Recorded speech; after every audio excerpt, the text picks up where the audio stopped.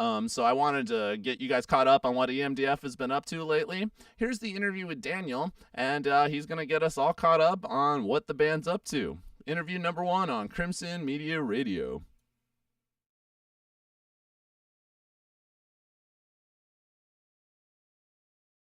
Welcome back to Crimson Media Radio. We are now on the Skype line with our good friend Daniel Dazjig from E.M.D.F. How you doing, man?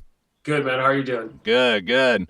So Daniel was the second guest for the radio show. We did E.M.D.F. You and Patrick came down and sat and talked with us for a little bit last time.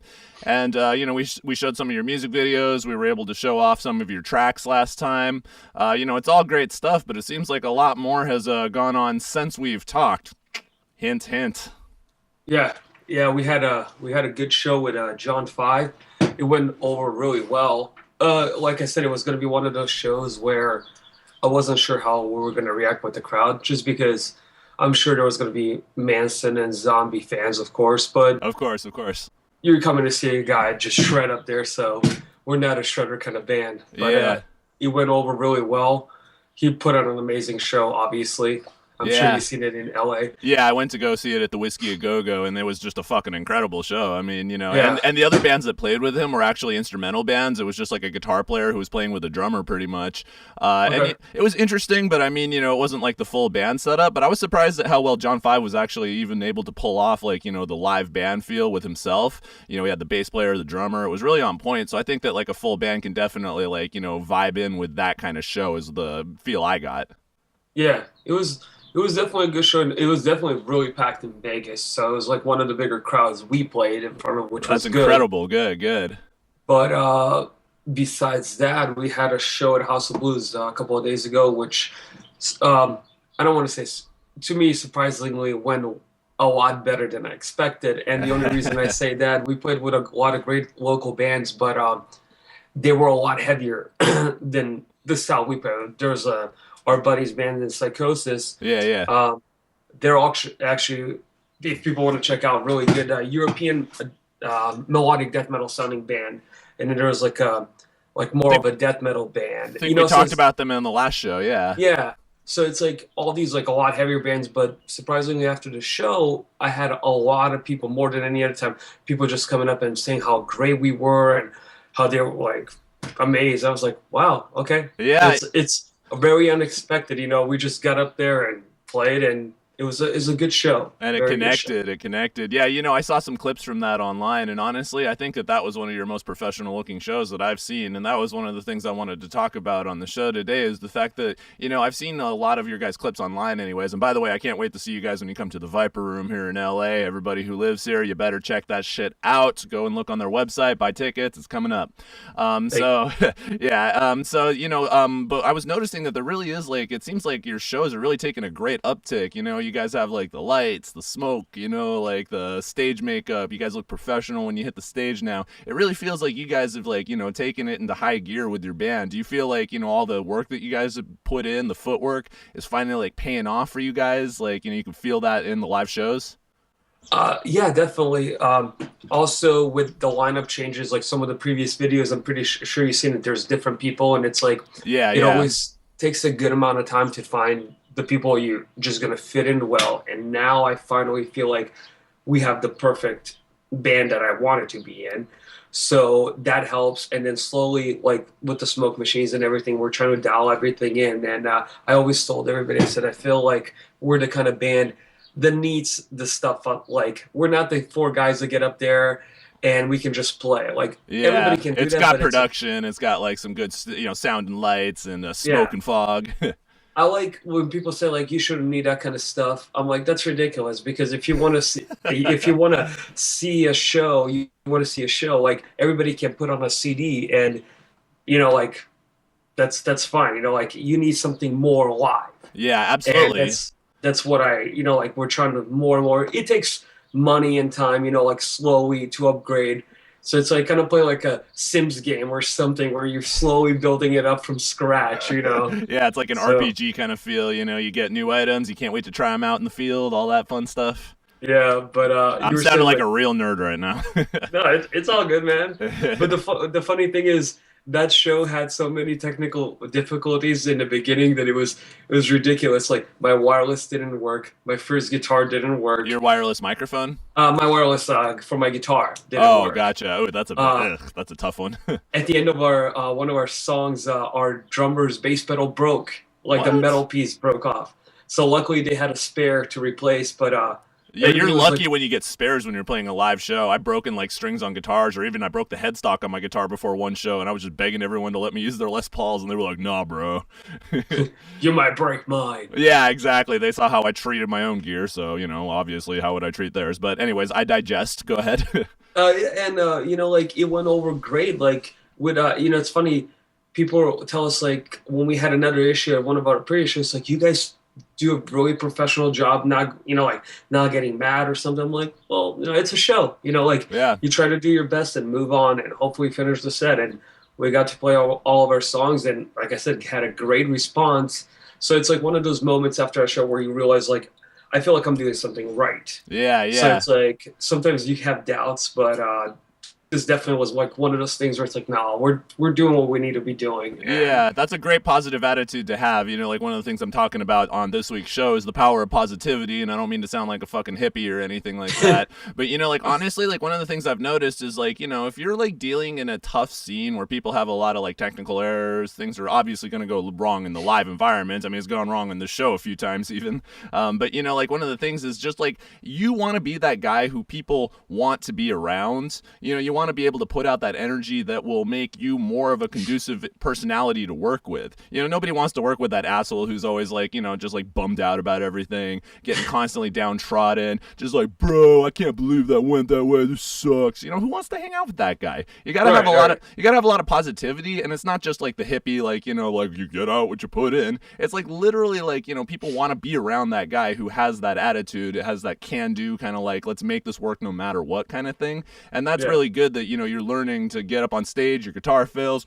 Well, keep on going, make the live show, keep on working, even Well, if, something totally technically wrong goes and happens, just interact with the audience. Hey, how you guys doing tonight? Like all that shit. the good thing about us is also Patrick loves to talk, and he can talk for hours. So Ah. I just looked over at him. I'm like, talk. Well, talk to the crowd, but we deal with what it is, and then Patrick being goofy, asking people about Overwatch and all these games. I'm like, I don't even know what he's talking about. I got distracted. I'm like, oh wait, I need to fix this problem that we're having. But Hey, you know what? It's good that somebody has the ability to just own that microphone. I gotta say yeah, that. So, let me ask you about the technical errors you guys have like experienced during the show. You guys have the fog and lights. I think that I know which unit that is. I saw it a long time ago. Is that Chave one? you know what? I think so because there's like two different ones, and I'm like, The yeah, it's Chave the, Geyser, I think it's called. yeah, it's the $300 model because they Yep, have like yep. after that it ranges up and up and up. But Yeah. Yeah, but that one's cool. I really like that one. And it doesn't even take that much time to set up live. You can just DMX two cables together and then you can just use the controller just to hit the proper downbeats that you need. It's a really good thing. I recommend like people live. It's definitely a cool thing to check out, Ave Geyser. But, it also doesn't require much setup time, which, is that something that you guys have experienced when you're like setting up a more elaborate show? You actually have to like, like have like, you have to hit that downtime, that downbeat for when the show has to start. Yet you have a lot of yeah, things you have to set up live. How do you guys like kind of, figure that all out?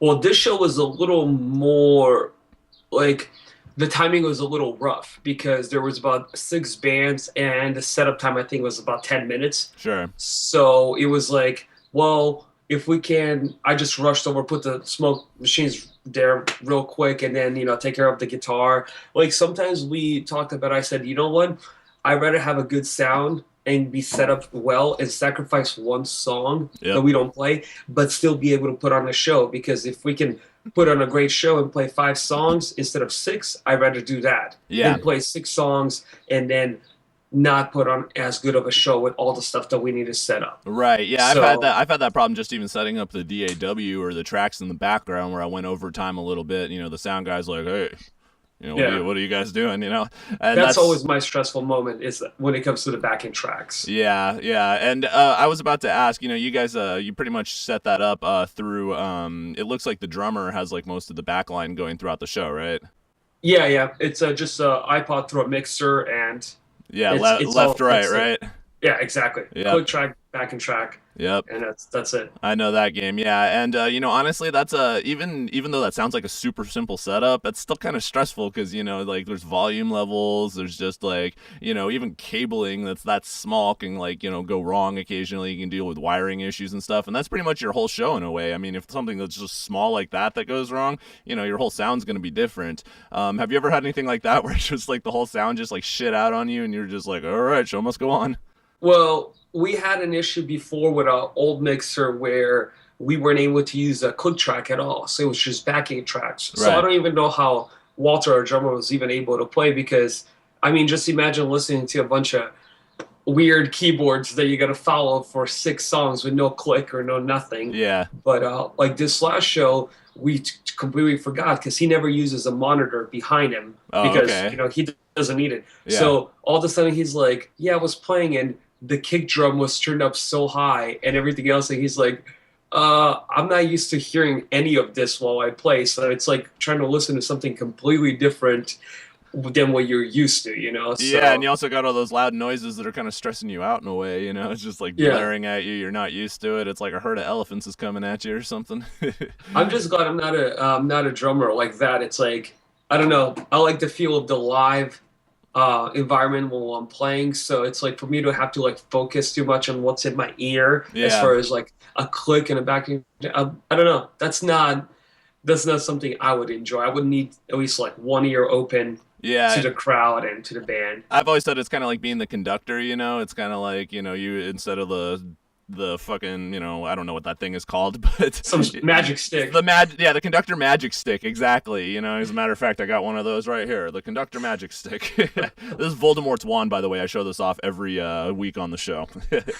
But yeah, so instead of that, you got drumsticks. You're just like leading the band, keeping the tempo. You got to keep with the backing tracks, and there's a lot of technology that goes behind it too. So whoever has to do that, it requires an amazing amount of focus. And like me too. Like I usually like I would consider like in my band, I'm kind of like you. Like I wrote the stuff and I put it in the backing tracks, but it's really the drummer who has to keep all of that like in line, and it's kind of Exactly. stressful because everybody, like you said, in the front line, they're in the fans' faces and they're like communicating directly with the audience, and that's a different job in itself. So I think that like sometimes when you got a drummer in a band like yours or mine, you really have to find that guy who has like kind of like that focus. He's just like able to like have attention to detail, and also a very technically minded person, I might add as well. Well, that would definitely not be me, so I'm glad I'm not drumming. I would forget halfway through that I'm even playing a song. Like, oh wait, what? Oh, okay. Yeah, So exactly. And when I used to run the back line for the digital stuff, that would happen occasionally. Be like, oh wait, that's 6 bars, not 4. Oops. Now we're playing a different song. So yeah, I want to move on just a little bit. We're doing about a 20-minute segment here, so let me get onto the Viper Room show that you guys are going to be playing in Los Angeles. That's going to be fun. Why don't you tell everybody a little bit about that one so they can be sure to check it out? oh, okay. So it'll be May 19th. It's on a Friday, Mm-hmm. so no excuses for people not to show up. That's right. Day off, guys. Day off. You got no excuse. So we're actually there's a it's called like rock and roll burlesque, Little Miss Nasty, Ooh, and I like the as sound of far this already. yeah. So I saw them in actually in Vegas, and they put on a really interesting show. It's really good. Yeah. And then in between DJ Twiggy Ramirez, so Manson's bass player, is Oh doing wow. like a DJ set. No way. I love Twiggy Ramirez is awesome. Yeah, so he's doing a DJ set too. I, as far as I know, I think he's DJing while they're dancing. As I think, I'm like Patrick is the one that does all this. I'm just barely getting the information now. Yeah, yeah, sure, sure. So, and one of the girls from the from the group has a band too, Oh, Gina and okay. the Eastern Bloc. Sure. So we're gonna be the opening slot for that show, and it'll be our first show in LA. Yeah, So wow. That's a big milestone for you guys. yeah, we're really stoked. I mean, I've been to the Viper Room a couple of times, and I really wanted to play there for ever since I went. I saw Non Electric there like a year and a half ago. Yeah, it's a great Just like venue. It's really fun. yeah, really good room, and like I said, I saw them perform in at Beauty Bar, and it's a really interesting show. So Hmm. hopefully we get a good response. I have a couple of people in LA that I know that are supposed to show up. You Yeah, being yeah. one of them. I'm So definitely going to be there. I promise you that. hopefully we put on a good show. I mean, we've been practicing, so trying to see if we can do any different songs and see what's going to fit that show. Because that's one thing with us. We're trying to figure out like every show that we play, it's kind of different. So when we have like a more heavier show, we pull Yeah. out some of our heavier songs and then take them out, and like just depending on the show. That's really important, actually. I think that everybody who's listening should take note to that. Like you're going to be playing in front of different types of audiences, and really, like, you got to tailor your set list to who you're playing in front of. Like, you're about to play in Los Angeles, and, like, I think that LA, like, kind of gets a bad rep because everybody says that people don't appreciate shows out here. I fucking do, and I live here, Like, honestly, Right. I think that there's a lot of shows to go to. I don't look at it like I'm overwhelmed. I look at it like there's a lot of shit to do now. So, Right. How yeah, can that be a bad thing? how can that be a bad thing? I used to live in Orange County. I had dick to do like all day, and it wasn't like like Anaheim, Orange County. I'm talking about like South OC, like like down in Dana and shit like that. Just Right. sleepy beach neighborhood. I was killing to get back to LA and go back to shows. But the point is that like you have a lot of you do have a kind of like a louder, more flashy sound that most people go for in LA, just simply because there is a little bit of a market saturation here. So people are able to like really take advantage of that, play their best songs, their loudest shit, like their kind of flashiest live set. Is that kind of what you guys are thinking when you're coming into Los Angeles? You're gonna have like the more flashy set, I guess. Um, I don't know. I don't know. We're still that's another thing we're still debating because like I said, there's only a few songs that we would maybe take out or put back in, depending on the sets. So it's like there's some of the older stuff that a few songs that are a little bit heavier, and then there's some of the other newer stuff where it's like I wouldn't say softer, but not as electronic and more like a little bit Rammstein sounding, So it's more Sure, like sure. heavier, but with the strings, So it's like you just what show it fits. Yeah, and the other cool thing about that is that you got like a fan like me, for example. I'm gonna know the words to a bunch of your songs. This is gonna be fun. You guys are gonna have a sing along energy to it and stuff. I'm imagining. That would be great. That's my goal always to like write these like sing along songs. I guess you can say. It's like that. I mean, who doesn't want the crowd singing their songs? You know what I mean? Absolutely. When you see like people in the audience who are just like, repeating like lyrics that you wrote down that meant something to you, that's the best feeling in the world right there. So, at Exactly. least you got one right here, brother. That's all I'm saying. Hey, that's great, man. That's a Yeah. good thing to hear. So Absolutely, and when the show comes up in the Viper Room, we're also going to you were talking about some of the other bands that are playing there.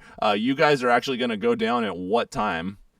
that I should know everything by Monday, latest Tuesday, because there should be like a flyer and everything Okay, cool. And by I'll then. post it here on Crimson Media as well. So everybody who's watching, just watch out for that flyer. I'll make sure you guys know when 9 Electric is coming to or 9 Electric E.M.D.F.